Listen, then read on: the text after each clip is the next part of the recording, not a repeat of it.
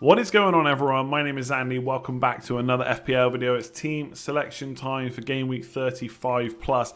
As always, I'm going to take you through how I did in the previous game week, so game week 34, and spoiler alert, it is pretty brutal. And then I'm going to go through game week 35, my transfer thoughts, which there definitely will be a transfer again this week, not much to lose at this point, and then my captaincy thoughts as well for my own team. Before that though, I just want to talk about the sponsor for this video and then we'll get right into it. So I'm really pleased to say that OneFootball once again back sponsoring the channel for the rest of the season. As you can see from the video to the right of the screen, they've got a whole fresh new look as well, but it's still the same content on there. It's still OneFootball underneath the new look. So your stats, your live scores, your team news, your general football news, not just for the Premier League, but all around the world. But of course, as an FPL manager, it's the Premier League stuff that you want. So you can also get push notifications for the goal scorers as well. Hopefully the players in your team absolutely bang. So it's got all that good stuff and more. If you want to check it out, there's a link in the description below. Take you straight through to the Android, iOS stores. Like I said, completely free. You might as well give it a go and see what you think. So as always, we'll start with the review. Game week 34 plus.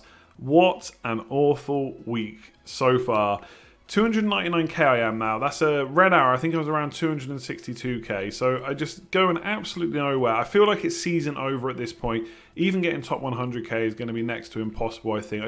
There's so many active managers. I don't think I can make a move that's so different that's going to drive me up the ranks. Obviously, I'm still going to try, but it's looking pretty brutal. I've got 3 players tonight. Maguire, Fernandes, Martial. Almost certainly without any of them being captain. There's no way that red arrow turns into a green one. Loads of people have got Fernandes at this point. Loads have got Martial. So if they get points, the most it's going to do is probably keep me where I am. If Maguire wanted to turn up with 2 goals and a clean sheet and 3 bonus points, that might help. But it also seems extremely unlikely. So, you know, Danny Ings is still playing tonight. We've still got Spurs playing tonight. Kane and Son, Calvert-Lewin. They could all hurt me. I'll talk about the transfer in a second. A -4 hit, which I talked about last week. Let's just start off with Foster. And by the way, this review section could probably be its own video. I'll try not to take up all of your time because I know people want to skip ahead to transfers and captaincy for game week 35 plus. But this is absolutely brutal. So Foster can't even keep a clean sheet against Norwich. One of the worst decisions I've made all season. And I've made some bad ones. Pope, in the meantime, gets another clean sheet. He gets another save point. And he's just racking up so many points. Did I expect Foster to outscore Pope massively? No, but I thought with the fixtures, he could at least keep up. And maybe even just saying that shows that I should have just got Pope in the first place. And by the way, my son and my missus, do you know who they have? Pope. Do you know why? Because that's who I told them to get. And I went and got Foster. I'm so annoyed about that decision. And he's got Newcastle at home this week. I can't wait till this week's over, so I don't have to play him again. I'm going to play McCarthy every single week instead. Who, by the way, I've forgotten to put on the bench thing. And I'm not going to go back and change it. I'm that annoyed. So McCarthy is on my bench. Yeah, I don't think he's going to get another kind of masterclass like against Man City. But we'll have to wait and see because the match is going to be played tonight. In defence, it gets worse. Last week, I decided to play Charlie Taylor. I think, since restart, that's the only time Burnley have not kept a clean sheet the week I play him. And who gets rid of it? Egan on my bench. Well, the good job is lightning can't strike twice. So I decided to play Sice instead of Egan. Now, Sice is away. Egan's at home. So some people will say, look, just play the guy at home. He's just scored, etc. But for me, Wolves were defending so well. And I had Jimenez as well, who, by the way, I did consider getting rid of. We'll come to that in a minute. So I played Sice instead. I was watching it on the Scoutcast Matchday stream. 1 shot on target each. Well, definitely a 0-0 coming here. And then what? One of the last touches of the game. Egan wipes out the clean sheet. It's not even the frustration that he's on my bench for 2 weeks in a row scoring goals. It's that he's wiped out one of the defenders that I've been playing, clean sheet. And that just makes it so much worse. So frustrating. Everything else, load of rubbish. Took a 4-point hit. Salah out for Jesus. I bought Antonio instead of Pulisic. I watched that Chelsea game. Probably lucky that Pulisic didn't get more points, to be completely honest. It was quite an open game. Palace did well towards the end. But yeah, going for Antonio against Burnley. So of course, not only does he not score, Pope also keeps the clean sheet. So it just really went badly. Jimenez has just been rubbish since the restart. I know he scored 2 goals, but in terms of like the amount of shots he's having, he's really low down now.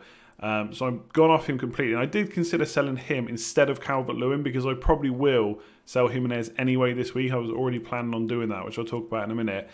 And the Man City boys, they did okay. When I saw all three of my players were starting and Sterling was benched, it was looking great. But then Sterling comes on and beats them all. So, like, what can you do? 5 goals for Man City, and Kevin De Bruyne, captain, gets 1 assist. Jesus scores. There's another time where I think he's got an assist. He did get 2 bonus points, to be fair. And look, he did come off quite early as well, so maybe he'll play the next game. But it's Bournemouth where I really want these boys. So it's weird. I had 3 City players, 3 attackers. They all got points, but it's going to result in a massive red arrow because people would have had Salah captain. They're going to have Fernandes captain. And really, Kevin De Bruyne, 7 points is great. There's nothing to say Fernandes can't double that tonight. So that's going to really hurt. Look, selling Salah for a hit, so I'm already going on for nearly 5 minutes in this review bit. A mistake. I think the problem I'm having right now is I'm chasing. At this stage of the season, I'm not used to chasing so much. So I'm trying to force it a little bit. But at the same time, I did think that one of Mane or Salah could be benched. The problem was it was Mane. And if it's Salah, it's probably going to be next week now. And I've obviously sold him a week early. So on another day, Jesus could have got more points. If I'd gone for Pulisic instead of Antonio, then Jesus and Pulisic would have been on 17 points. So yes, the hit still wouldn't have worked out, but it wouldn't have felt as bad as it does. So really, I'm not saying the hit was wrong or unlucky, to be honest. But I think I got the wrong player, didn't I? If I'd gone for Pulisic instead of Antonio, it doesn't look quite as bad. So game week 34, absolutely rubbish. There's no way that turns into a green arrow. Have to hope to get some over the last few weeks. It's not looking great though, is it? Okay, relax a little bit. Let's talk about next week. 1 free transfer. Again, I think that's part of my problem. A few times I probably could have just done nothing, waited until I had 2 free transfers and then done something a bit more interesting. Probably taking all these hits hasn't really helped. But whatever. I've got 1 free transfer, 101.8 million squad value, 2.5 million in the bank. Foster, like this is his last game for me. One of the reasons I got him instead of Pope was because for the 5 game weeks I needed them, I felt like Watford had slightly better fixtures and they were doing okay before the break. Although granted, in hindsight now, if I look back, they hadn't kept many clean sheets. They had some okay results, but they weren't keeping many clean sheets. That should have probably told me everything I needed to know. But this week, obviously, I don't want to play McCarthy, so he will be played, I think, from game week 36 to 38. So Ben Foster, this is your last chance to do something. It's Newcastle though, and to be fair, they got battered by Man City, but who doesn't? And they have been playing well in an attacking sense. So if they get all their players fit and ready to go, I'm not expecting a clean sheet at all from that. But I'm going to play him anyway, give him one last chance. You know who else I'm playing? Not Egan, not Taylor. Not this week. I think Taylor plays Liverpool away, and Egan plays Chelsea at home. And surely Chelsea and Liverpool are going to score against those two. So I'm not playing them. The most frustrating thing is, or is going to be, this is my prediction for the next week's frustration, Robertson didn't start for Liverpool and Nico Williams played like the first half. I've got a big feeling, I'm going to play Trent because I don't want to risk it, but I've got a feeling Trent might get benched this week. And if he does, it means one of Egan playing Chelsea or Taylor playing Liverpool has to come on.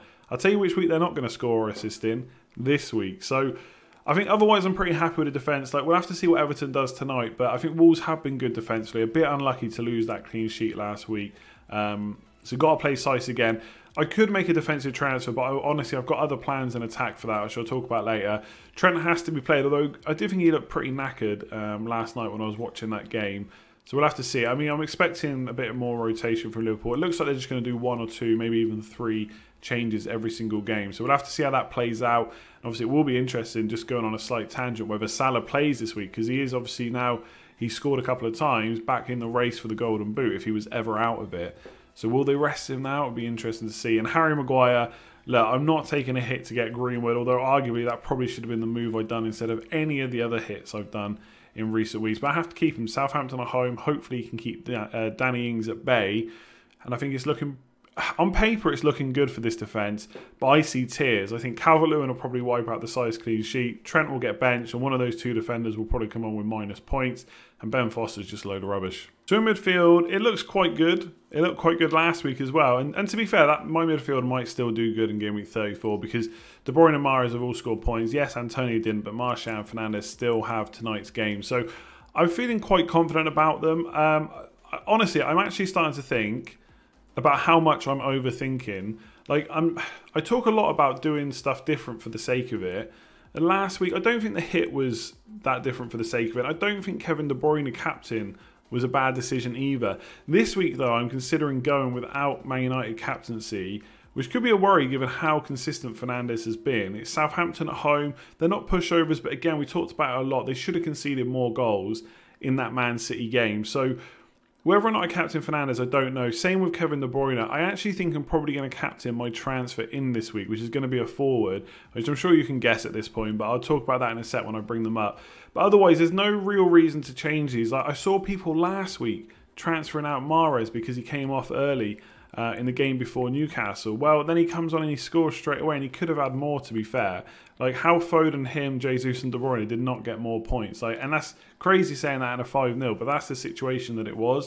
So there's no way I'm selling these boys. They've got such good fixtures. After this, it's Bournemouth. So if anything, if they get limited minutes in this game against Brighton away, that's probably good because they could still come on at the end of the game and do what Sterling did. And obviously Brighton did concede a few to Liverpool as well, so no reason Man City can't do the same. And then they got Bournemouth at home, which looks like a great fixture, and Norwich at home on the last day of the season. Now I'm sure there'll be some rotation along the way, but I kind of want to be in it to win it, so I'm going to keep the Man City boys. The Man United players, unless they get injured, going absolutely nowhere. Such good value. Again, such good fixtures. Now, Antonio, one of the reasons I bought him in instead of Pulisic was hoping that he could get something last night, but he didn't, or the night before, which was frustrating. But he does have Norwich, whereas Pulisic is playing Sheffield United away, so I'm hoping Sheffield United can keep him quiet. Maybe that'll be famous last words. He's in such good form. I probably overthought that one. But anyway, Antonio plays Norwich. Hopefully he can get some points. Next week, I might look at doing Antonio to Pulisic if we get early team news, because Pulisic's playing Norwich as well at home. But after that, it's the FA Cup with Man United, so there is a chance that he might get rested for that. I'll have to wait and see. But otherwise, I'm pretty happy with this midfield. Antonio against Norwich, surely got to get some points. I feel like he should have probably had something against Burnley, but Pope was just playing so well.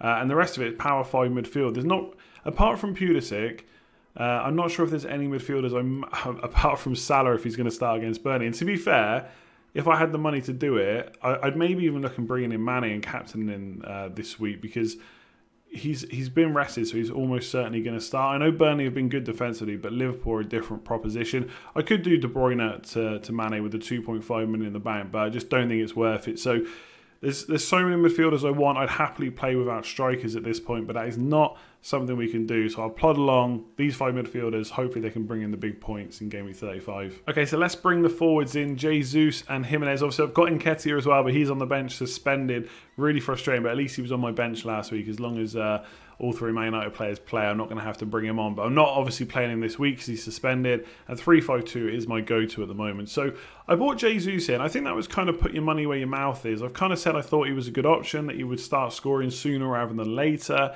that he would get good minutes over the rest of the season. This false 9 thing probably wasn't going to happen for like Sterling, De Bruyne as much as people were kind of making out. And he did play against Newcastle. Hopefully he'll get some minutes against Brighton. Hopefully he plays against Bournemouth and Norwich. Not guaranteed, of course. There's FA Cup matches and Champions League to worry about. But I think he's a good pick. I think he's going to get good minutes over the rest of the season. Hopefully he can still chip in with some points. So he stays, of course. Jimenez is going. I'm not overthinking this one. I know I kind of said like maybe people are rushing a little bit, but if you look at his underlying stats, if you look at the way Wolves are playing, they're not doing well in an attacking sense. And to be fair, this isn't even knee-jerk, because last week I genuinely considered selling him instead of Calvert-Lewin. It didn't really matter because either one that was kept for Game Week 34 was going to be sold in Game Week 35. So before this game week even started, I knew I was going to bring in Jamie Vardy this week. Now, to be fair, that now looks like quite a popular pick. And given that people have got Greenwood and Foden, some people have sold Salah like me, everybody's got money to burn. So it's very easy to get to someone like Jamie Vardy. So I'm doing Jimenez to Vardy this week. Not overthinking it. Vardy chasing the golden boot, pole position.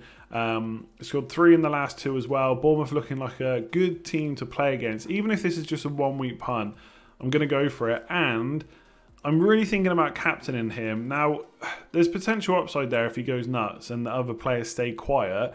But I don't necessarily buy into this. You have to go massively different to get up in the ranks, because if Vardy scores like 1 goal, gets a bonus point, or 2, or 3, or whatever it might be, let's say he gets maximum 9 points. Okay, that's a nice haul.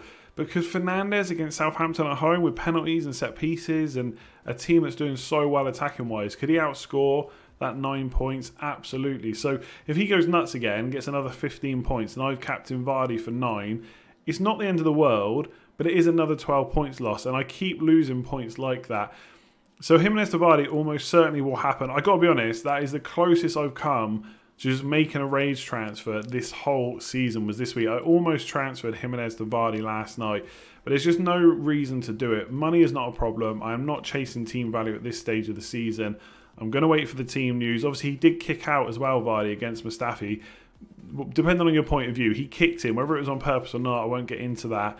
So I don't think any retrospective action is or can be taken now because VAR could have had a look at it. But obviously, it's something I want to keep an eye on. So I'm going to hold on for the team news, make my transfer on Saturday morning most likely. But Jimenez Vardy is going to be done. Unless something major happens, like Fernandes and Martial both get injured, which I don't hope, or at least I hope won't happen, then Jimenez Vardy will be done this week. He will be my captain. Let me know what you thought of my transfer plan, my captaincy plan. Is Vardy a step too far? What do you think of what happened last week?